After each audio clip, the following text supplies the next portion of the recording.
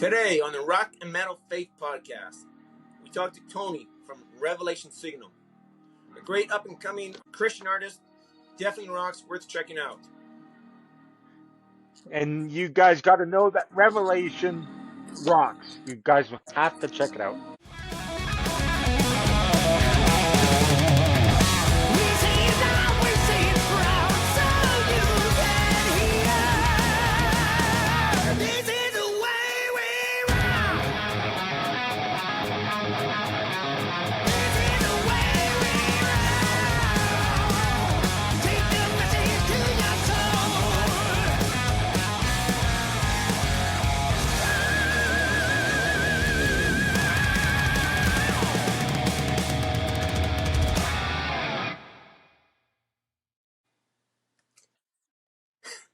What was that? All right, welcome back to the podcast. No, it didn't. The recordings, it just told me it stopped. No. We're live. We're on the air. We're not live. We're live. We're recording. Welcome back to the Rock and Metal Faith Podcast. Welcome back. We seem to have a few technical snags, I guess, every time we start up. But, we just finished a great interview with Tony from the band Revelation Signal. That is coming up. We're going to air that right after we get to our usual business. How are you today, Chris? I am good. How are you, man? I'm good. What an interview that was. Wow. And, oh, yes. So before we get to that interview, we'll do our usual news and birthdays. Okay, in the news. Oz Fox from Stryper seems to have recovered from his surgery. He's been practicing, and he hopes to rejoin Stryper in time for their 50th anniversary tour and stuff. He's not a for sure thing, but he's looking positive that he can do so. Wow. So continue to pray for Oz? Yes. And, we did a couple episodes about Immortal Fest, weekend 1. We're now into September. Weekend 2 has come and gone, and we talked about that.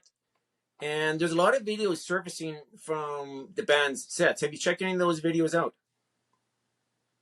From which band? From Immortal Fest. Like Shout's got videos out there. Bride's got videos out there. There's a few others.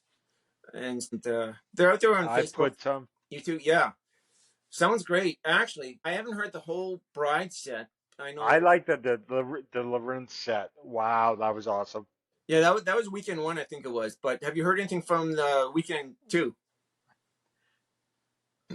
I thought I put up the Tourniquet set. Was that night 2? Again, yeah, that's weekend 1, I think. Anyways. I don't think I've seen anybody post anything from I know there's one from Ken Champlin and Shout. There might be some White Cross videos surfacing.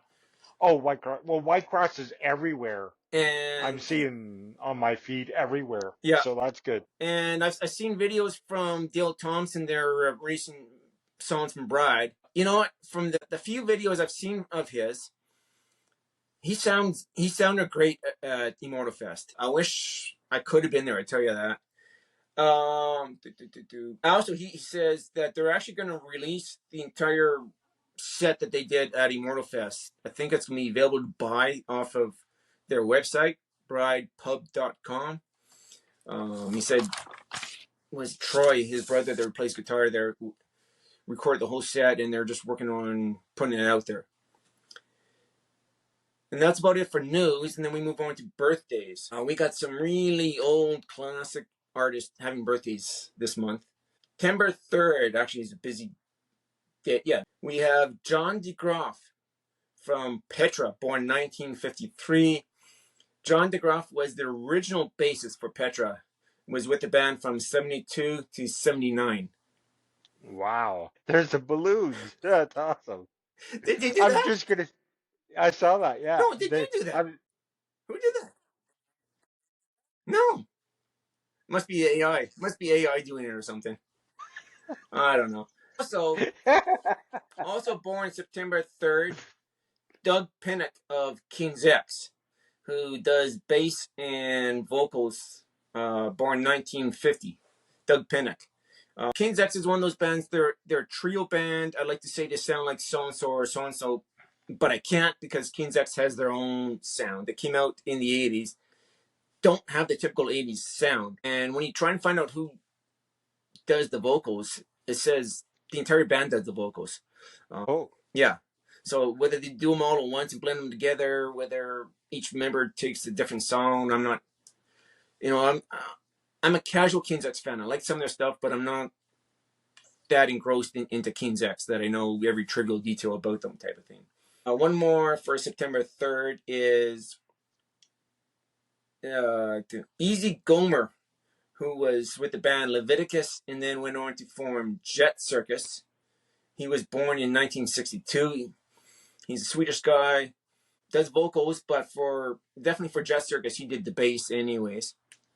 I don't know if he sang in Leviticus. And I got to mention this one. September 4th, we have September 4th, we have the heavy metal artist out of LA turned Christian, Blackie Lawless, from the band Wasp.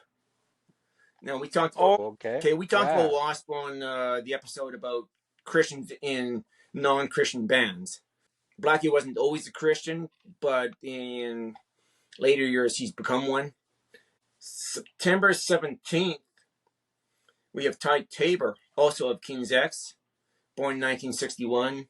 He does the guitars for King's X. So 2 out of 3 members of King's X have birthdays in September. Wow. And September 20th, Bruce Swift of Sacred Warrior. He's the guitarist for Sacred Warrior, born in 1965. And then we got 3 Petra birthdays coming up. September 22, Greg Howe, who was a founding guitarist with Bob Hartman for Petra. That must be a sign right there. He was with the band until about 1979. Howe was born in 1949. September 22nd, 1949 for Greg Howe. And then a recent Petra member, Kevin Brando, born September 20. I don't have a year for him, but he played guitar for Petra from 1996 to 1999. And then on September 28th, born 1953, we have the man, the voice, John Slick. So that's it for birthdays for September. We're going to cover all of September because I know the following episode after this, we've already recorded. It's a full-length episode. We don't have time for news and birthdays. So that's it. We're going to move on now to our Plug It In segment.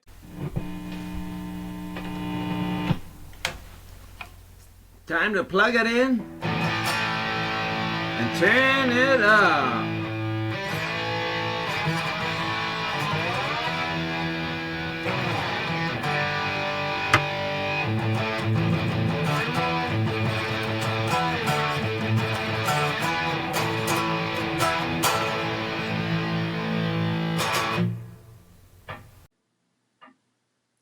For our Plug It In segment, we're going to focus actually on the band that we're talking to today.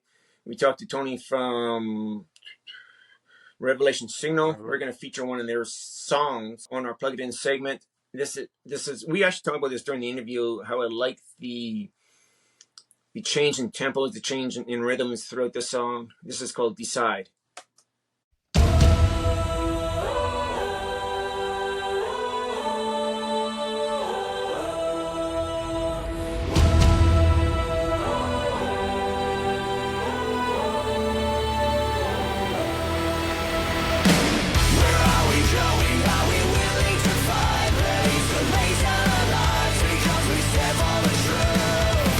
What are we doing now? We're ready to fight. Time for you to decide.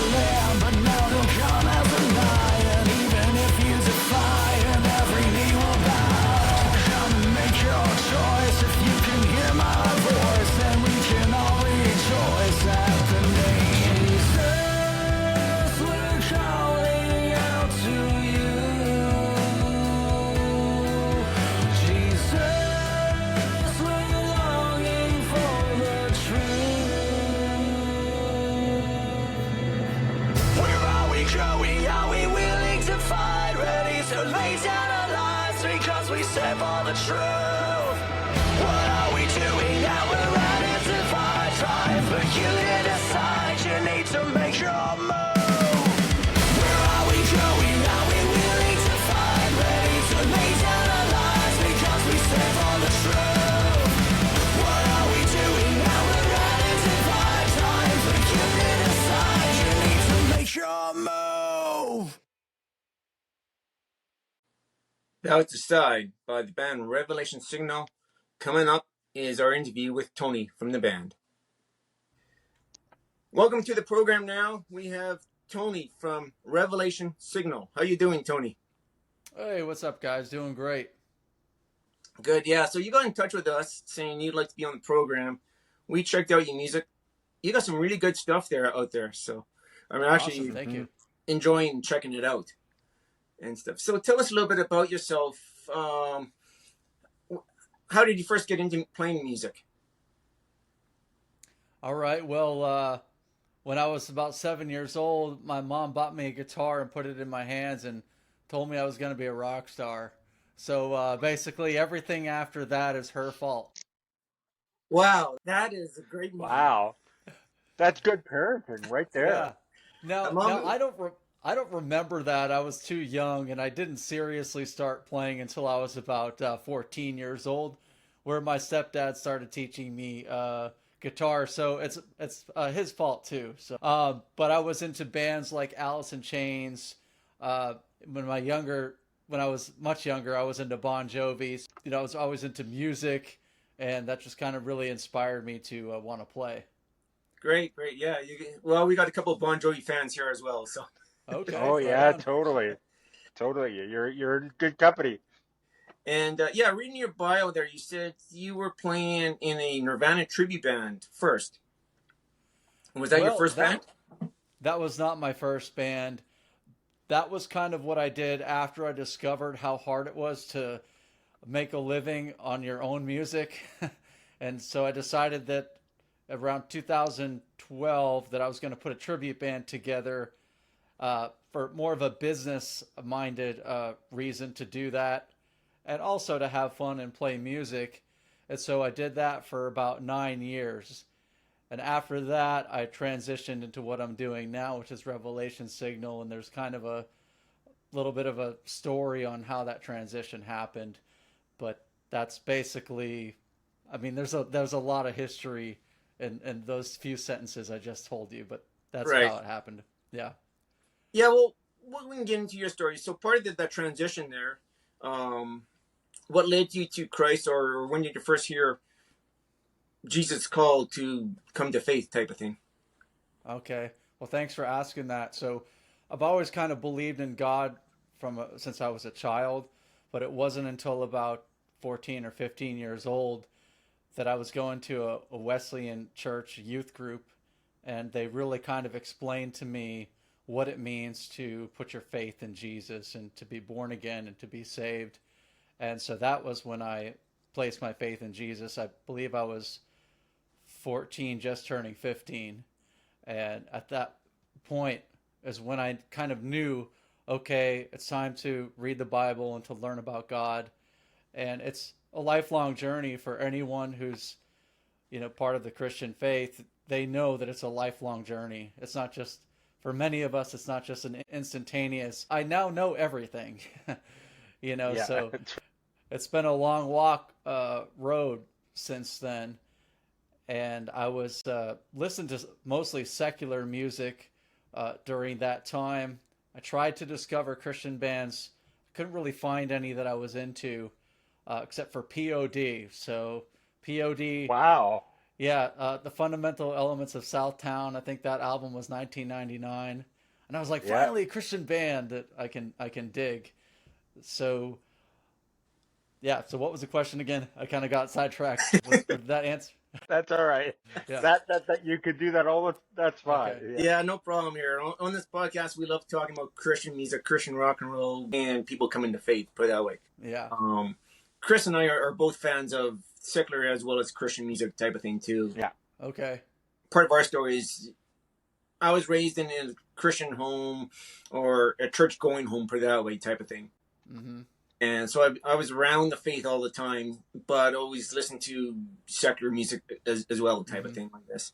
And then slowly discovered Christian bands. That would have been, I guess, about the mid 80s when I discovered some of the Christian bands out there doing that whole 80s scene. Mm-hmm. So that's a little bit about us. More about you. I've listened to a few of your podcasts, so I really enjoy them. Oh, good, good. Well, thank you. You can tell everybody about them. We don't mind. I will. Okay. You By guys the way, stand out. where are you? I'm in Houston, Where Texas. are you? Where? Okay. Yep. Have you grown up there all your life, or?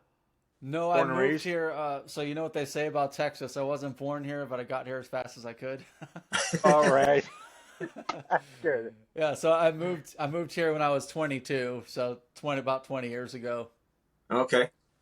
Well, Texas has a great music scene. How is it down there musically? Mm-hmm. So I haven't spent a whole lot of time in Austin, but I know a lot of people say, "Hey, you gotta move to Austin." Houston is interesting because the city is so spread out. So we don't have like Austin has 6th Street. You know, we don't have a version of 6th Street really in Houston. I mean, we kind of had some areas that would kind of pop up once in a while, but then disappear. But usually when I was playing out a lot, people couldn't just go from one venue to the next without hopping in their car and driving. So they couldn't just walk up and down and check out different venues. So it's very spread out in that aspect. Now, in the mid-2000s, I had a metal band here called Deafening. And the scene was, we're part of this scene, local metal scene, and it was thriving. Well, for us, it felt like it was thriving anyway. And there were some big venues to play, like Fitzgerald's, the Engine Room, Scout Bar. Those are kind of the big three for like the semi-national and big local acts, stuff like that. And so the scene was pretty good. And then kind of in the mid-2010s, I guess, a tribute scene just kind of exploded. And it just so happened that my Nirvana tribute was very active at that time. So we were playing places like House of Blues and some bigger venues in Houston. And even now, the tribute scene is alive and well. I've checked in with some of my past associates and friends, and they're saying the tribute scene is still booming if I wanted to be a part of that. And in Dallas, we would play shows in Dallas as well. And we played out of state. But here in Texas, it seemed like the tribute scene is thriving. As far as the original metal scene locally, I haven't really been part of that, so I can't comment too much on what's happening there right now. So is that mainly where you have a lot of shows with Revelation Signal out of there, or are you everywhere? So Revelation Signal is a solo project right now. And it was kind of my idea of, hey, I'm going to write songs like this, and I'm going to record them and see what happens, and see if there's kind of a demand for them. See if people like these songs, if these resonate with people. And if so, I'll put a band together. And because putting a band together, as many people know, is a lot of hard work and a lot of energy for very little Praise. financial reward, and as a family man now, it's not as easy to kind of get that up and going as it would have been in my 20s, to play shows. So all you the time. you did everything, like the drums, the mixing, everything. No, I did not actually perform the drums, but I did hire someone to perform the drums. His name is Jake. The drums are awesome, especially in Mission. Wow. Oh, cool. Thanks so much. Yeah. The opening I liked. I liked the drums in that Mission song. Thanks so much. I appreciate that. Yeah, my producer and I, we had some conversations around how we were going to go about the drums, because a lot of people just program their drums nowadays. But I wanted the real drum feel, and you can't replicate that perfectly. And so we got a guy named Jake Hayden who plays in a band called Dorothy, and he has an excellent studio out in Los Angeles. And he did my songs within a matter of like a week. He was super professional. And wow. Yeah. So my main instrument is guitar and vocals. And so I did the majority of the guitars and a lot of the vocals, and I brought on some people to do backup vocals because I wanted people to hear multiple different voices on this, not just my voice. And since you It guys, really has. yeah. Two singles I have, they really do sound like POD. Is that intentional? No, it wasn't intentional. No? Okay. Yeah, I mean, I've been influenced by a lot of bands, Alice in Chains, Deftones, Soundgarden, People in Planes. I don't know how many to list here, but I sent Decide to somebody, and he's like, "Wow, this really sounds like Skillet," especially because it has the male vocal and the female vocal. And I'm like, "You're right, it I can does see kind of that. sound like Skillet," So Don't say that. Don't say that. It's all good. It's all good. Actually, I like that song, Decide. And it's a great song where it kind of transitions from tempos to that halftime feel. And it's got a lot of yeah. variations in it instead of just straightforward, all out, which I like too sometimes. But I do like variety within the songs and stuff like that. So it is a very well put together song. Thank you. So what inspired you to write Rise? Okay, so Rise. Well, can I back up a little bit and tell you a Yes. little bit about what Sure. inspired me to do the whole project? Sounds good. Well, It's your interview. okay. All right, I appreciate it, guys. So when I was singing in the Nirvana tribute band, I was playing for the biggest crowds I'd ever played before. And I was singing a lot of Kurt Cobain's lyrics. So if you guys are familiar with Nirvana and Kurt Cobain's lyrics, some of them don't make sense. Some of them are, weird. And so there's a song called Rape Me, right? And so I would be screaming, Right. I'd be screaming, "Rape me" from the stage. And people are screaming back, "Rape me," And that's not what I want people to be singing. I don't want to be people singing. And I understand Kurt meant that metaphorically, okay? But Yes. still, I don't want people screaming that back. There's other lines like, "I wish I could eat your cancer when you turn black," which is from Heart Shaped Box. Yeah, sure, you can analyze these words and say, "Oh, well, it means this and that." Regardless of what it means, there was a lot of lines and a lot of words that I was not comfortable singing and being sung back to me. I thought, well, these are either negative or they're void of any real meaning, positive meaning, and especially from a Christian viewpoint, as I want to write songs that uplift people, and not Nirvana isn't necessarily about that. I'm sorry, So I decided I want to write songs that are going to be great phrases to have on people's lips. So stand up as I will stand up and be proud. I will stand up to the crowd. I will stand up and be loud, and I will not be afraid to stand my ground. And then lift your head is directly from the Bible. Lift your head up to the sky, redemption draweth nigh. Lift your head and look alive, Christ will soon arrive. And all those lyrics are about, Luke 21 and those Olivet Discourse passages. And so I wanted songs that would uplift people and that I would like to hear people singing back. Now, Rise in particular. So if you listen to Rise, the beginning, let me hear you say Rise, trying to get the crowd riled up. Let me hear you say now. And then the main line is, I won't bow down to a godless society. Yeah, I won't bow down to a godless society. Yeah. And I was surprised you put such a big word in there at the end of the phrase.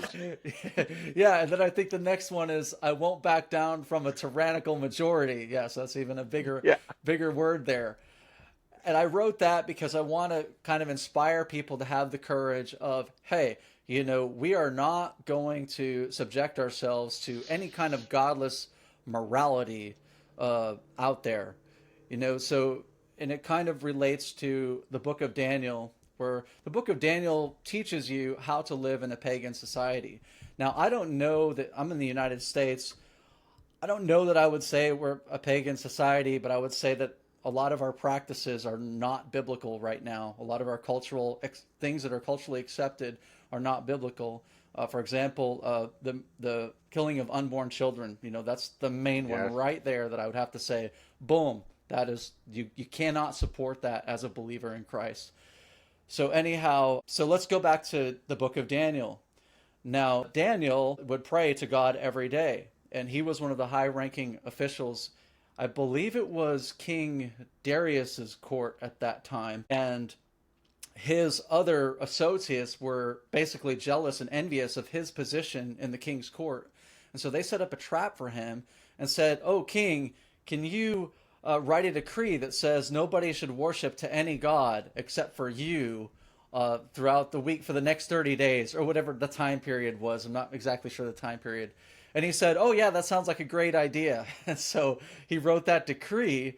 And then they purposely caught Daniel praying to God, our God, and yes, so Daniel's like knew it, and he's like, "I'm still going to pray to my God. I'm not going to obey this Yes, decree that the tells me to story. worship something else."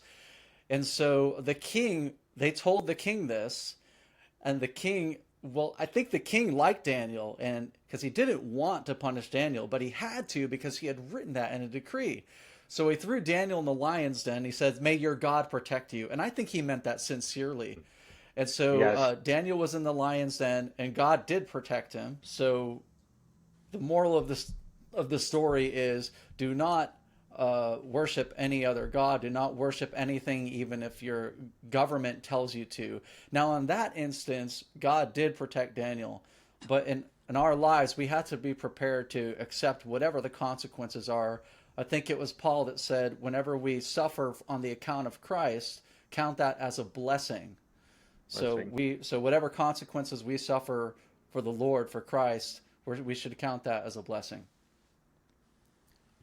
That is awesome. Yeah, Thanks. that's a Yeah, I great hope story. Very cool. that's the main kind of, and if you look at the verses to rise, I've had it with indoctrination taking place of education. Kind of look at Yeah. those verses. It kind of shows us what we're going through in our culture today, and that we should stand against that and basically be the salt and the light of the earth, which is what I talk about in mission, in preserving the world from moral decay and from corruption. And I think as Christians here, while we are here, we should be the salt and the light of the earth. So Have you done a music video for that yet? I have not. I'm just doing lyric videos now. I don't have the budget or ability to do Sure. a big Yeah, studio sure. video, but hopefully I will be able to in the future. That would be awesome. I could picture that. Well, maybe I'll reach out to you and have you write me a little screenplay for it. Sure. That might be Chris's department. But yeah, the whole band sounds great. You said you got Jake Hayden on drums, and reading your bio, you had Brandon Maciel, or if I'm Yep, not Brandon Maciel. Maciel Yeah, on bass. he played bass and he killed it, man. He also is the was the recording engineer. His studio is Zombie Penguin Studios, if you want to look them up.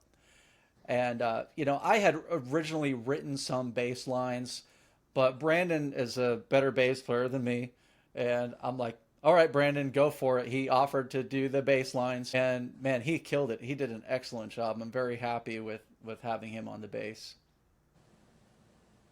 How did you find those guys? Just through the local music network, or did you reach out to them and kind of do auditions, or did you know them beforehand?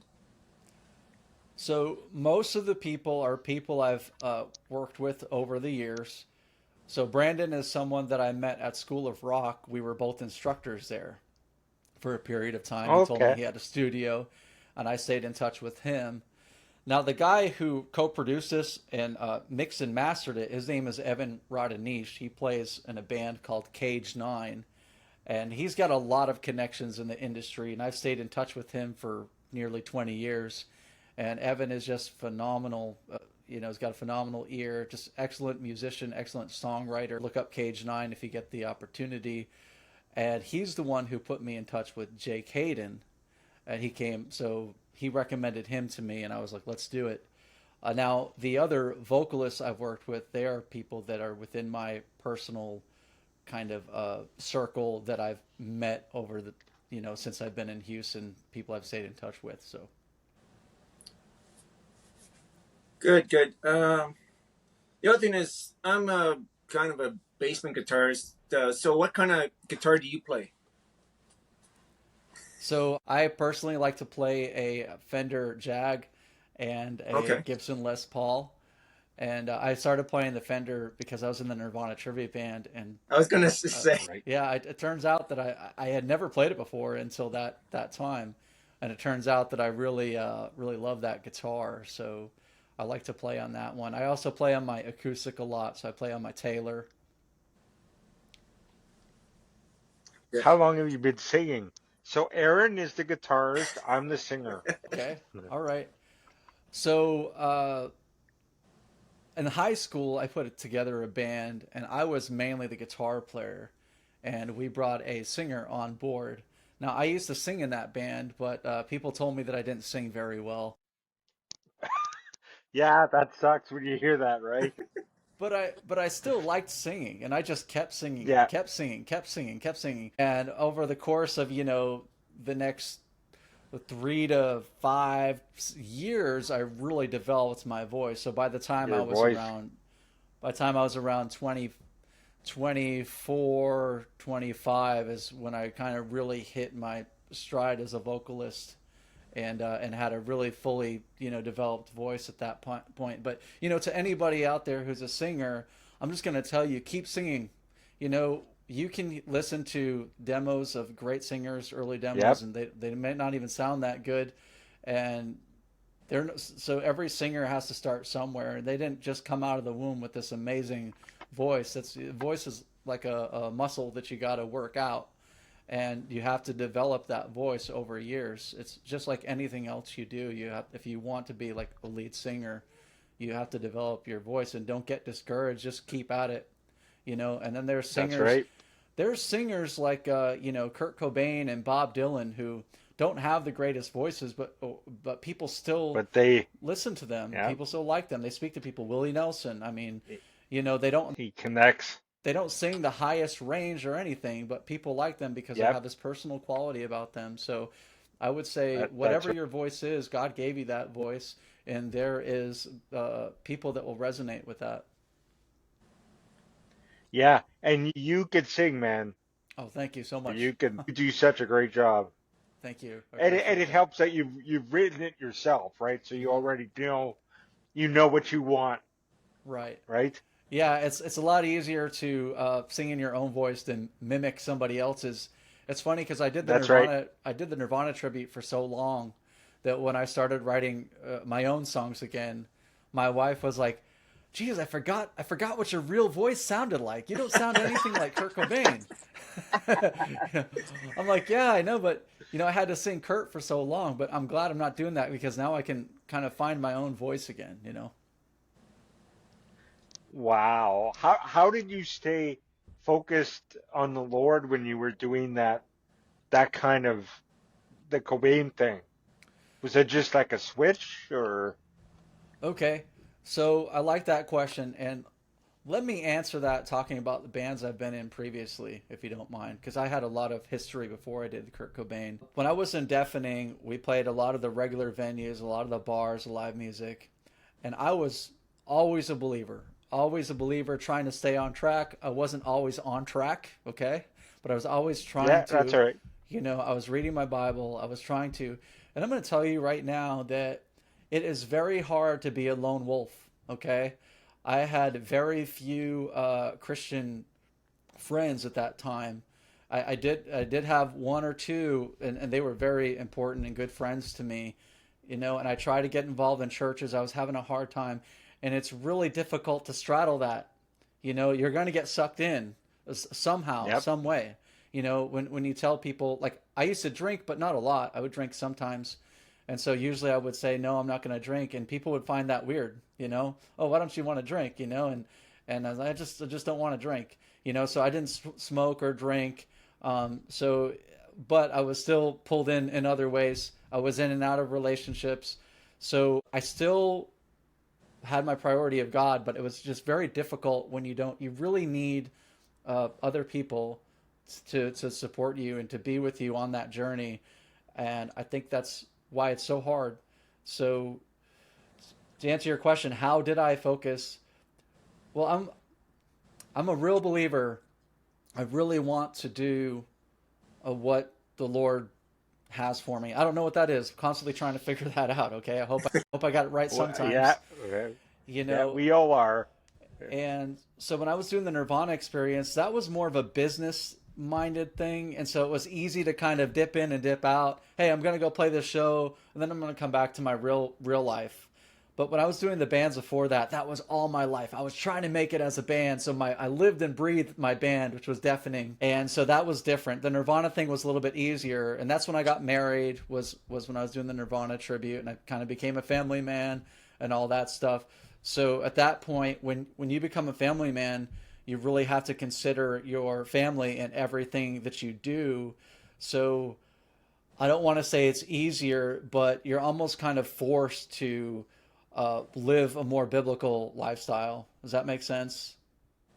Yeah, definitely. I know Totally. for myself there was a time in my life where I was kind of backsliding, wayward Christian or whatever. Still had some seed of faith, but wasn't really walking the walk type of thing. And the same story, you get married and start a family, and you go, maybe I should take my whole faith a little more seriously type of thing. It's not a uncommon story, I'm sure. Right. And you were talking about the struggles of being in a band and especially a lone wolf being, that's not an uncommon story either. I know even Christian bands had trouble.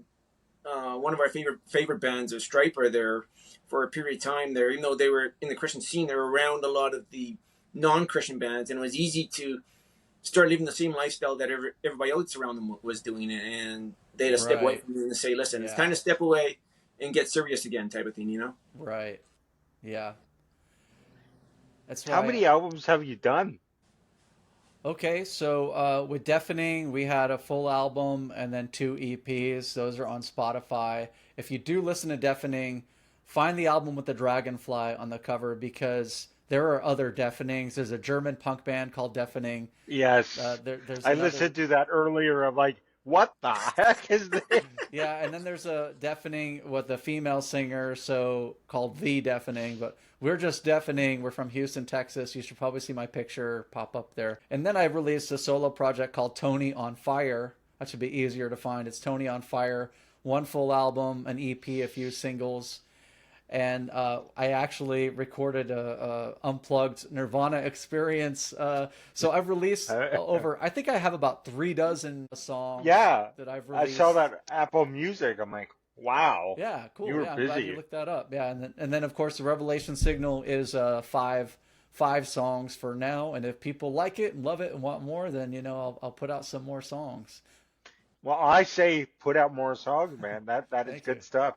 Thank you. Yeah, I've been listening. I think I found 3 of them through Apple I found Music 3 too, or whatever. I actually went and purchased them through Apple, and I great. liked what I heard. And do you have any plans, or do you hope that things will work out, that maybe you'll take your music on the road with Revelation Signal, or start doing live shows? I know you said you're just throwing it out there to see response, but do you hope that it would work into a live show sometime? Oh, absolutely. This is all I know. I mean, I've had, regular jobs just like anyone else, but this has been the one thing that's been consistent throughout my life, is performing and writing music. And hopefully it's what God has called me to do. It's my talent, this is kind of personal, but I don't know, it might've been a year or 2 ago when I just prayed to God and I said, God, I'm just going to give you my talent right now to do whatever you want with it. And it's kind of something I it's like when you love somebody, sometimes people just expect them to know it, but they really don't know it unless you tell them that you love them. And so my life previously, it's like I always wanted to use my talent for God, but I didn't really verbalize that until I think a year or 2 ago when I sat down and I prayed. I said, God, my talent is yours. Do whatever you want with it. Now, I'm not saying that these songs that God spoke through me and I heard the word of the Lord and I wrote these songs. Yes. These songs are my perspective, my faith, and I hope That's right. I hope that the Lord had somehow inspired me to write them, because that's what I want to do. And I've been performing most of my life, so if it turns out that people love these songs and they want to hear them live, I can put a band together lickety split. I know a lot of musicians, so I can put a band together. I could make it happen, so it's not like I don't have a band because I'm not able to, but I could put a band together, make it happen, go play. But so to answer your question, yeah, I would like to see that happen. So was it all the three singles, were they all done music or by computer software? Okay, so the majority of this, large portion of it is all music, real music playing. Okay. Now, we didn't mic any amps, but I played all the guitars, and we went through the studio plugins. I'm not sure what Brandon used. It was on Reaper Studios, Yeah, and that's so all right. we had different sounds that way. But it was all real guitars. Evan, the one who co-produced, he also played some real guitars. Now Evan also put in some samples, like drum samples, to kind of in Yeah. some areas. So, but the large part majority was all real instrumentation. Boy, you sure want your audience to make it feel like that you're in a auditorium and it's huge. Dude, man, I am so glad you say that, Chris, because that was the impression that I was going for. I'm like, I want this to feel like that we're all in this big auditorium, this arena, Yeah. and that everybody is singing with me. So that's why I got like four other vocalists to sing on these It songs with me. You did a great job because that's what I first song was Rise Up. I'm like, That's awesome, man. I'm so glad to hear that. I really appreciate the encouragement. And just to mention real quick, there's three songs out right now. So what's today? September 7th. So on September 13th, Stand Up will be released. And a lot of people, well, the few people who have actually heard this song have told me that it's the best one of the five. So I'm excited to have Stand Up released on September 13th. And after that, October is going to be Lift Your Head. I also think Lift Your Head is a very accessible song, meaning I think a lot of people can latch on to it. It's much more have straightforward. you have you released any of these singles yet, like to the radio market there No, and the I have, Christian market? Oh, my okay. next step. Well, I actually went to Christian Metal. What is the name of that? There's a website, christianmetal.com. I'm not sure. Do you know what I'm talking about? Yeah, Um, Aaron not would know. not the website. I know there's a lot of Facebook groups out there. A lot of groups on Facebook promoting independent artists and stuff like Oh, it's that. here, let me just check real quick. I think it's christianrock.net. Oh, okay. Yeah, I think it's Okay, yeah. I know what you're talking christianrock.net. about. Are you And I talking about sub that ChrisRock.net. Yeah. I online submitted radio? a song there, and I have not heard back, and it's been about 2 months. He said, "Hey, he's like, give us some time. It might take us a while, and I don't know how long is it supposed to take, but it's been about 2 months." Yeah. I know And there's another one out there called the Blast.fm, which is a Christian internet station. okay, And the guys from Human Code, if you don't know them, they're one of these super groups, all musicians from previous bands, and the vocalist is formerly from Barren Cross. The name escapes me for the moment there. I'm getting old, my memory's failing me. Aaron Shush. But anyways, I know they just mentioned, was it them or was it Jamie Roll of Calamity Kills? But anyways, one of those guys just mentioned that they're getting their stuff played on the Blast. I know there's about okay, 3 or 4 internet radio stations, Christian-wise, that are out there type of thing. the blast.fm. Yeah. Okay, I'm saving it right now on my computer so I can check it out. So, yeah, so they might be worth checking out. Like your stuff is definitely good. You're talking about the other songs that are forthcoming. I'll definitely be keeping my ear open and equally Yeah, waiting those. definitely. And those new songs are actually that have not been released are on Bandcamp right now. So they are on Bandcamp. If you notice, there's 5 songs on there. They just haven't been released to all streaming services yet. So Right, okay. So I was probably checking them out last night because you did send me your Bandcamp link. okay. What was the other question? Oh, yeah, the other question I had, when you write a song, what comes first, the lyrics or the music, or is it a little bit of mixture? I love this question because it's different for everybody. And a lot of times for me, it's the music. A lot of times. Not all the time, but a lot of times it's the music. And then after that, a melody. So a vocal melody. And as I'm thinking of the melody, I'll just kind of start singing and see what words come. And then I'll write the words from there. Or I might have some lyrics written out with no melody, just lyrics.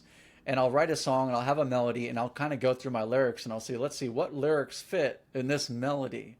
So I may do it like that. So that's pretty much the process. And I write a lot on the acoustic guitar. Even if it's a heavy song, I'll write on the acoustic guitar. I just love being able to take the acoustic guitar anywhere I go. I don't have to plug it in or anything like that.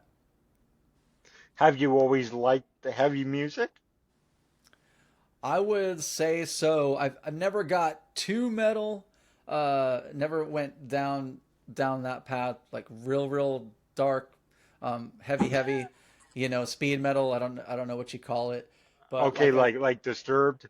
Disturbed's got some good stuff. I did listen to Disturbed for a while, but let's say Alice in Chains. At the time when they came out, some people consider them metal, and then they got considered grunge. Yeah. Deftones is like an alternative metal type band.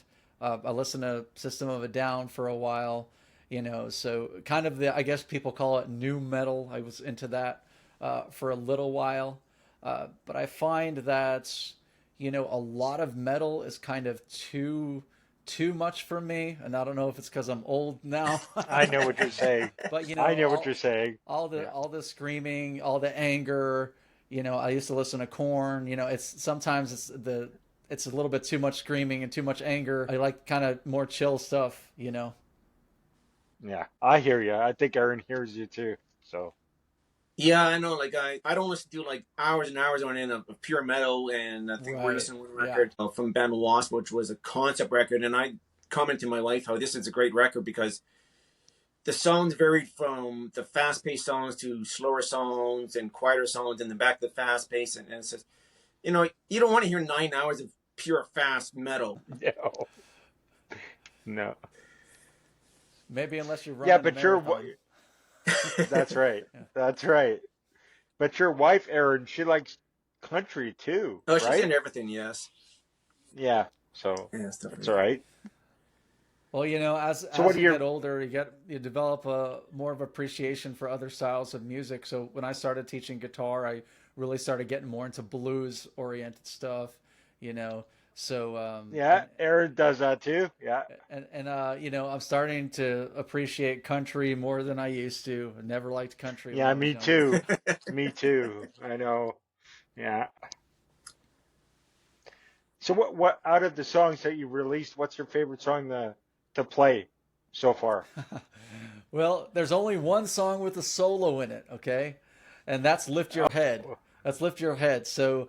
It was a lot of fun writing that solo, and it's a lot of fun playing that solo. So I would say, just for that reason, that makes it the most fun to play. So what's your reaction with the church? Are you part of a church? I am part of. Do they like what?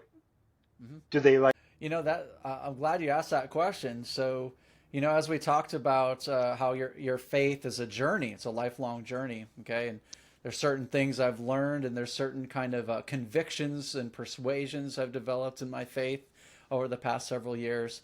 And it was about a year ago when I was really kind of searching for what does music in a worship context look like? What does worship in a church service look like? What did they do back in 2,000 years ago, or even before that?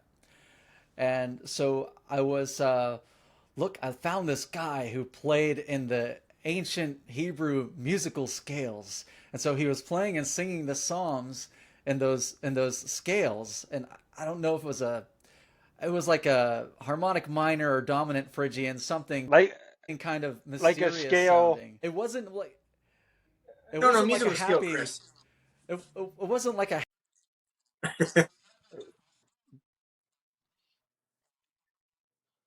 an ancient Middle East sound, I guess you could say, And so he actually was playing them in these scales and singing them. He was singing the Psalms in Hebrew and in English. So I thought that was excellent. So I started doing some research on that, and I'm like, well, that's not me. I mean, as much as I appreciate and love that he's doing that, that's not where my area of expertise is. But my journey through that helped me kind of understand, okay, where did it come from? Where did it start? And where is it now? And so I've decided that the church I would like to go to, of course, the very first thing I look at is biblical teaching. Do they have sound, expository, verse by verse Bible teaching? That's what I look for in the teaching. And the church that I found, I didn't want the church to be oriented around a praise and worship band. That, you know, I wasn't where the main focus was the praise and worship. I wasn't looking for that. And so the church I go to, they sing hymns, or we sing, I should say, we sing hymns. And it's a little bit different than what a lot of people are used to now, but people call it old fashioned. So that's the church I go to. We sing hymns. And I've had a relationship with my pastor ever since I started going there, and talked to him the first day. And I told him what I was doing, and he thought it was really interesting. And he actually helped me with lyrics for Lift Your Head. And yeah, so that's why I say kind of Lift Your Head is probably the one that has the most sound doctrine straight from the Bible in it. And so my pastor, I have these t-shirts that say Revelation Signal on the front, and on the back it says Christ will soon arrive. And it has about 20 Bible verses that talk about when Jesus will come back. And I think a lot of people don't realize that Jesus will literally come back. That's my belief. Right. And so I showed this shirt to my pastor, and he said, "Oh, I'll wear that when I'm working out." I'm like, "Really?" I wasn't going to give it. I didn't know. And I'm like, "Here, take it." And so right before the end of the service, he stood up and he said, "Hey guys, we're going to all pray for Tony right now in his music ministry." And that just blew me away. And I was like, wow, this is great. This is a great confirmation, you know, that my church is actually supporting me in this endeavor. Now, I don't think that my music is meant for church services. Let me just put that. I'm not going to go in there Sunday morning and start playing it. Hey, if a church wants to book us for a Friday or Saturday night or an event. Friday night, you know, that's right. But not for the normal, for the services. That's not what I'm trying to do here. Wow. Yeah, your music isn't typically praise and worship, but it is definitely good, solid Christian music. That's for sure. Thanks a lot. Yeah, that's what definitely I'm to do. Good music. I want to lay it all out there, be unapologetic. I'm not hiding anything. You know, I'm not trying to be cryptic with my words. It's you really understand what I'm talking about in these songs. So what was the single that's about to come out? Lift Your Head? So Lift Your Head will come out in October. But Stand Up is the one. I'm not sure when we're publishing this podcast, but Stand Up is coming out on September 13th. So less than a week from now. And Stand Up is more of the patriotic type song, standing up for our rights, standing up for liberty, you know, and it's a very kind of straightforward song like that. Yeah, as we speak, Stand Up, or, you know, this podcast might come out right around the same time as Stand Up. Usually takes me a few days to do the editing, and we're going to put a few things in around this interview type of thing. So, yeah, so those listening, Stand Up may actually be out right now, and go check it out. And yes. You got anything else to ask, Chris? To everybody, your dog, your cats, everybody. Chris loves being over the top. Yeah. We can't leave them out, you know. So that sounds good. You got anything else to ask there, Chris? Aaron, you got a question? I think that pretty much wraps it up. It's been a great talking to you, Tony. Yeah, very good. We'll have to do it again can we do it again when your other stuff comes out? Please do. I'd love to. Yeah. All right. Well, that was Tony from Revelation Signal. Definitely check him out. Great Christian artist who definitely deserves some recognition out there. And we're all about promoting independent guys as well as the big well-known guys. Thanks for being on our show, Tony. Yeah, I really appreciate it. You guys have some great Tony. questions. So.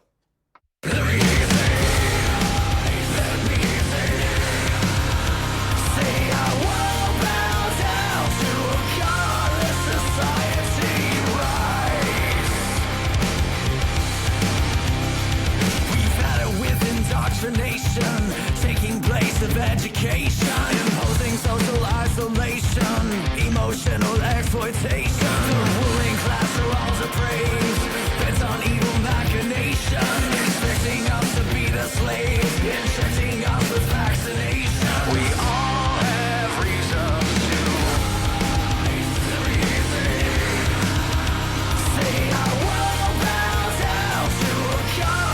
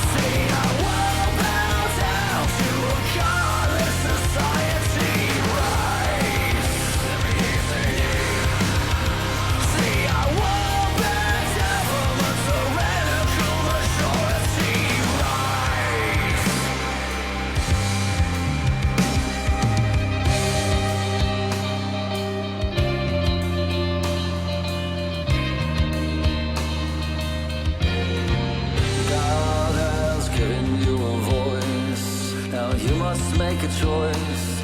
Will you lie down and be silent, or rise up and make some noise? God has given you a voice. Now you must make a choice. Will you lie down and be silent?